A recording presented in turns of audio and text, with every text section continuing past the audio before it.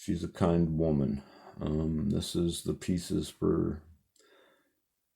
I don't even know if I can mention her name because I haven't discussed it with her. We will see. If I can, then I will voice over at some point and throw her name in there. So, but I've got this little dip in here, and part of the problem here is going to be I have to taper edges, or I have to straighten some edges so that I have enough grip to get a bezel to bite on the stone, because if you do it with these tapered edges, it's going to chip and break the material, and you don't want that. You want a good, solid, stable stone, and this is beautiful material. So here we go. I'll quit yapping my yak, or as Jeff would say, Jeff Williams, quit my jaw jacking and get on with it.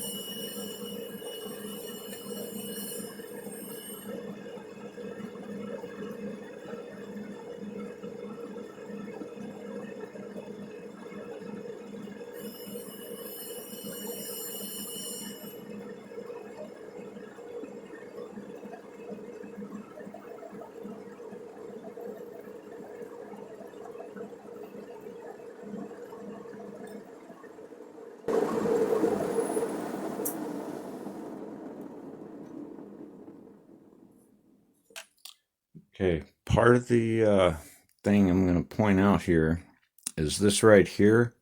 If I stop where I'm at and I try to do a bezel setting, what's going to happen is there's going to be a spot to wrap the bezel in. It's going to cause a really funky look to the bezel. And I may leave that, but I've still got some other stuff I've got to do as far as adjustments. This has got to come in just a hair more. I'm going to have the same thing going on there.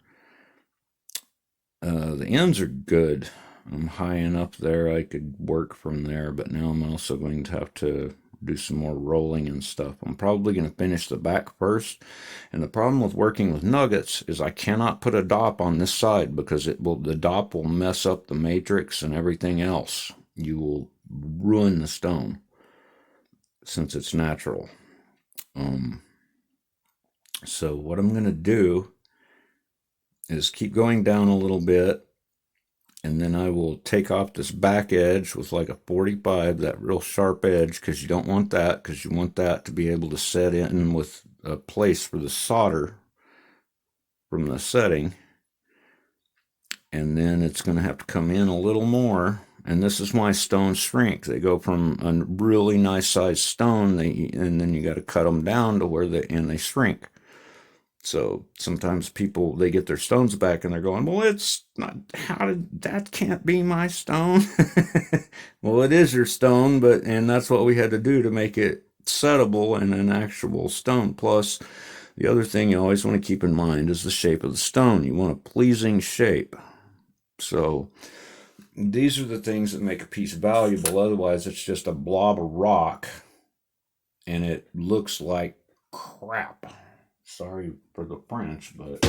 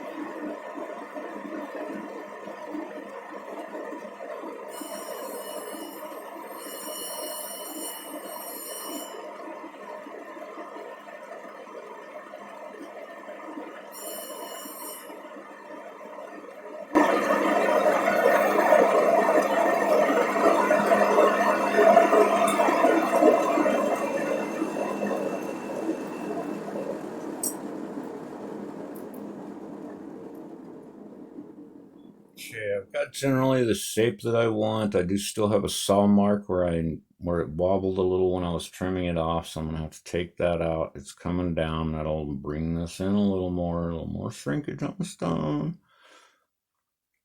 And then once I'm done with all of that and get the backside polished and finished, I will probably dop it up, and then I will begin to do the bezel setting bevel, because you don't want these at just a straight edge. You want them slightly tapered in so that you can get the bezel to grip the stone. But that's also why you have to have a good base for the stone to be able to sit down in there without a sharp edge or anything. So there will be a very, very slight dome, but I've got to do the back next, just to get these saw marks out and the diamond marks from the saw. And then I will do a final on the size and shape of the stone. And as you can see, it's already shrunk quite a bit. These won't be as bad because they're a lot thicker stones and a lot straighter edges. I did that on purpose, just to make sure I wouldn't lose too much off of the big ones. But anyway, I'm going to have to taper these down just a little bit, which will show that rind that the owner was wanting. and then I'll have to taper. I'll go ahead and polish off all of that, and we'll see where we're at on this, and it will give an idea of what's actually going to be on the other stones, on the final stones. So that's where I'm headed.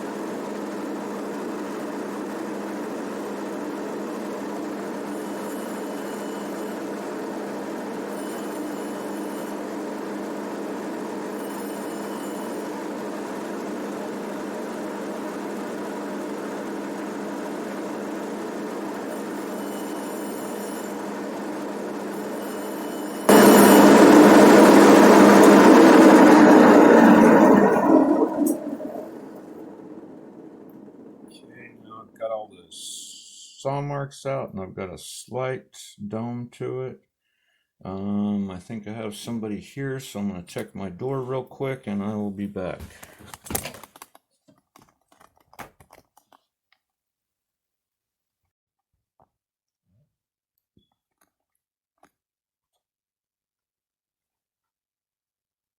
All right.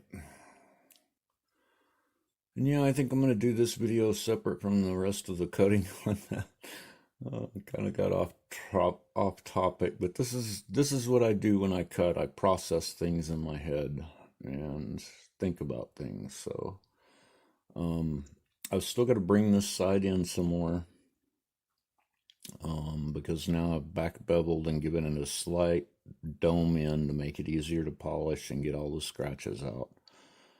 I've still got to do a slight reshaping. I've still got a little high point here, but got a long ways to go yet. And I think you'll see why I'm having to take it in so much to do the nugget finish like I want, because to get the bezel to wrap properly, especially when you've got these high points, because if you don't do this properly, the bezel is going to be all wonky. It's going to be up and down and all over the place, and it's going to look like living heck. And you don't want that.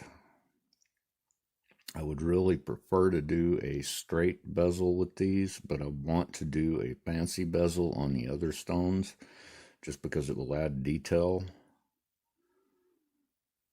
But this is my test stone, and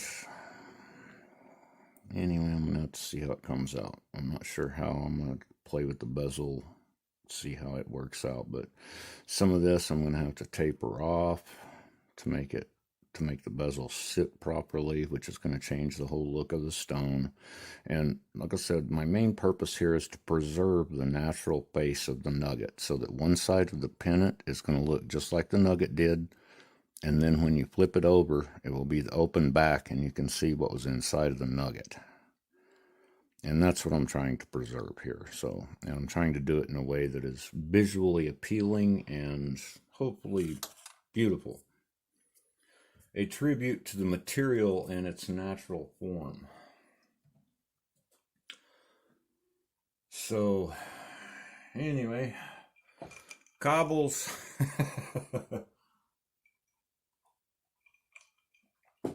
As one of my other YouTube buddies would say, Flower Gold Wizards, Jason over there.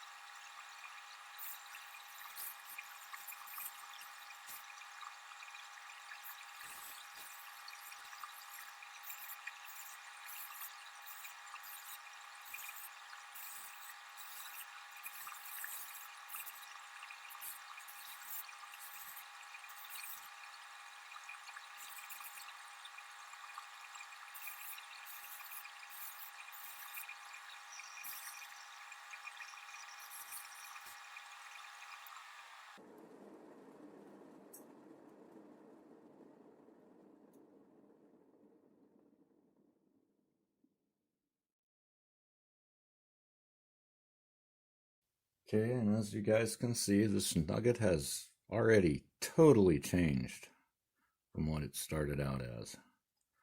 And a lot smaller, but at least I'm down to a basic of what I can work with and get a good looking stone out of. And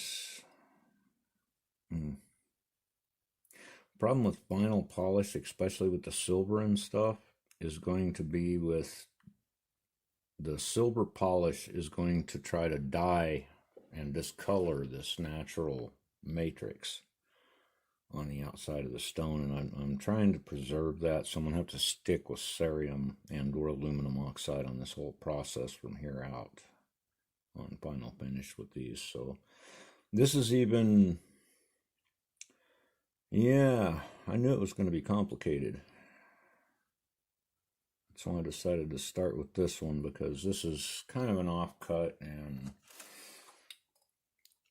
even if I totally wreck this piece, I can still get the owner of the piece what they wanted. So, and so far I'm not worried about it. I'm good. Because by the time I get a good even dome on this and get all the little facets from the flat stones or the flat wheels and all that taken care of, get it evened out, this is going to be a nice stone. I hope she's going to be happy with it. Absolutely beautiful natural material. And it looks like it is going to take an absolutely stunning polish. So I hope she's going to be happy with what I'm doing here.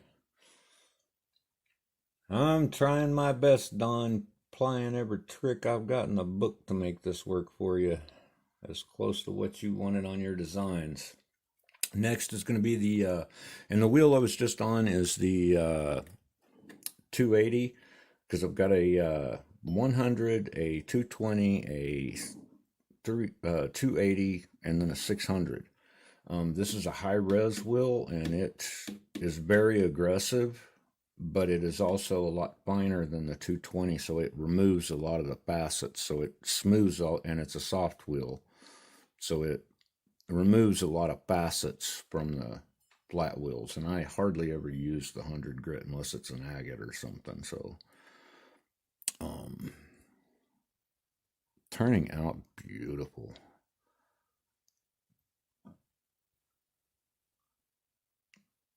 So yeah, start to finish on a jewelry piece design, and otherwise the only thing I skipped was the paperwork I did to for the initial designs to sell the point, but another video for that, another piece. I think I'm covering enough in this one, and this is turning out beautiful. And as you see, I've got the opal doublets ready to go here. I'll be doing that video next, or mixing it in between, because like I said, I may take a break on this one after finish this one up and take a look at it and see where I'm at. Because this is kind of stressful, especially when I got other funny things on my mind.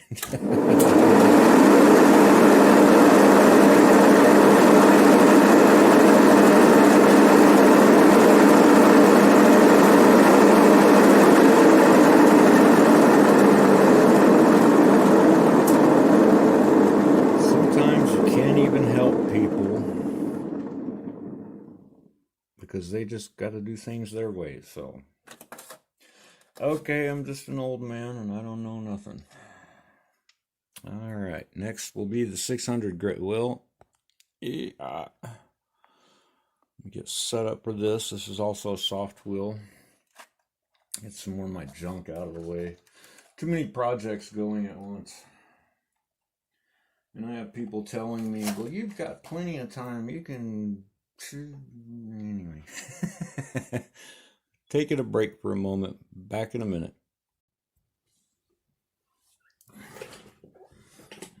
And I don't know, you guys let me know what you think in the comments down below. Sorry about the shakies there. I'm just an old man rambling on while I'm trying to focus on an artwork and make a presentable piece of art out of a piece of rough stone. Um, Trying to pass on some skills which are lost. A few people watch my parts of my stuff just to get an idea or ideas, and then they go off and either make similar or duplicates. And there's a lot of others. That's another thing is back in the day, we used to give kudos when we got an idea from someone or something like that instead of trying to just take it and own it as our own.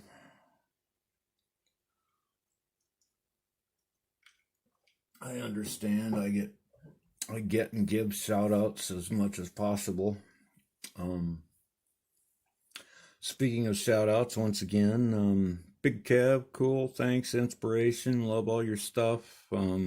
It's about the content, not about what you find or um,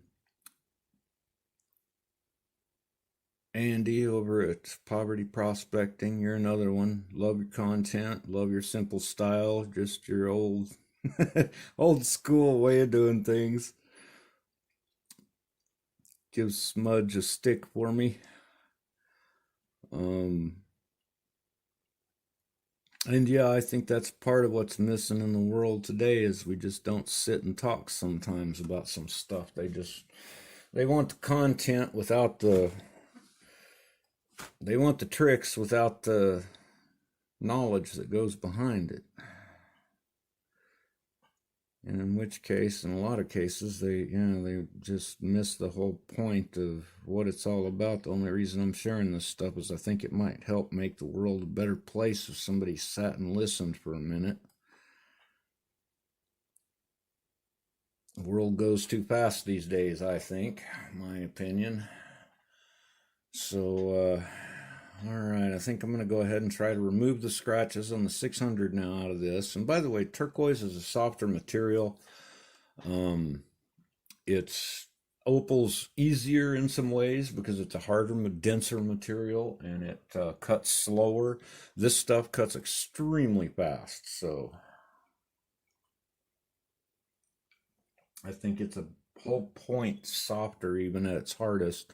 Well, except in Cripple Creek turquoise here in the United States. Cripple Creek is some of the hardest I have ever encountered. It's 7.5. It is harder than quartz and or agates. So it is some hard stuff. The top gem on that stuff. And Cripple Creek is some of the best turquoise you will ever cut, much less own. Anyway, back to this.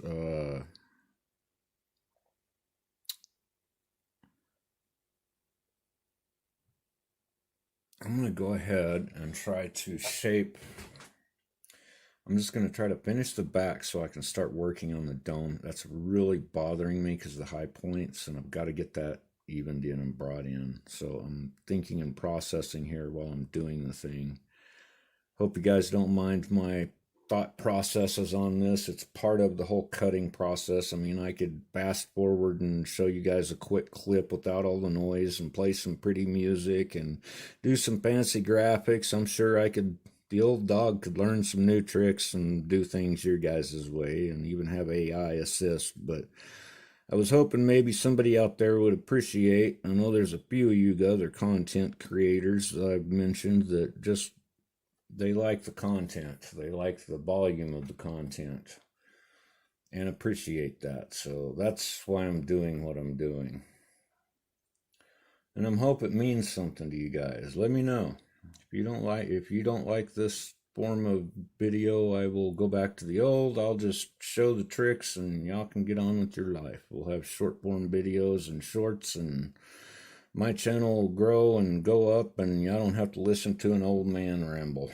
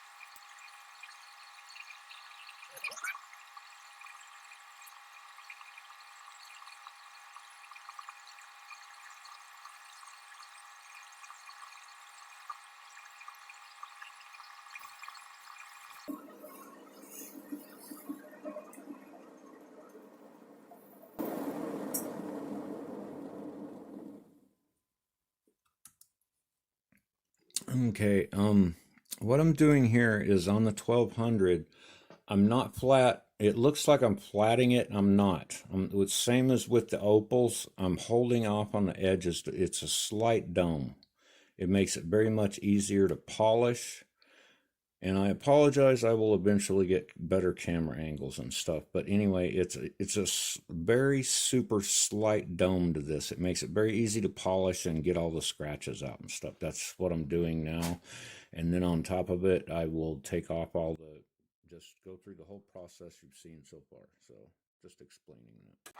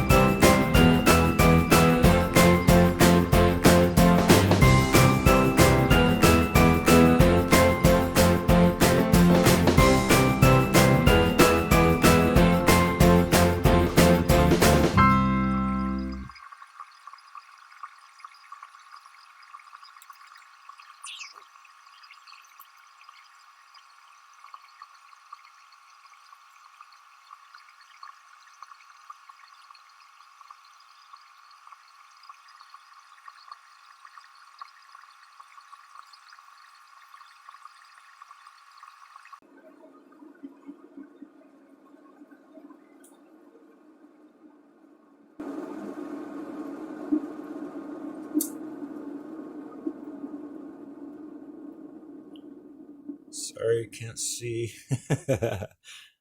Hopefully you guys can.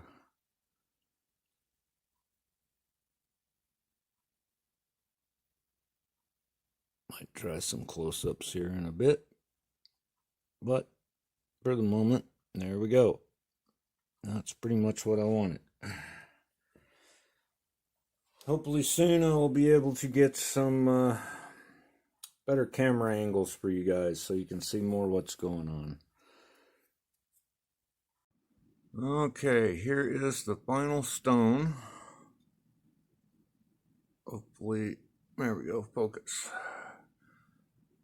Came out pretty nice. You can see the rind, which is part of what she wanted. That's part of what I was shooting for. Still gotta touch up some of the polish. It's got some smudges on it. But I think it came out pretty nice. It's got a good preservation on the natural face, just highlight polished if anything.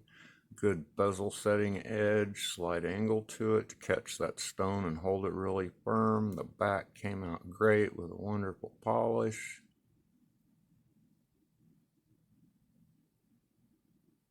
So I think this is going to work really nice. Anyway, I'm going to speak with the stone owner and find out what she thinks, and this is going to be her preview. The other stones will not shrink quite as much, so I cut them a little thicker so I won't have to deal with that super fine edge I had to deal with here where it was all razor sharp. But anyway, I hope you guys enjoyed this stone cutting session, and we'll tune in for the next one. I'm going to go ahead and edit this video as best I can, and yeah, hope you guys enjoyed. Hope to see you soon, and watch for the next videos coming out. I think I'm going to do them one stone at a time, just to give you guys an idea. And the next one, like I said, will be slightly different, but alrighty then. You guys stay safe and stay warm. Seems to be cold these days. God bless. Bye.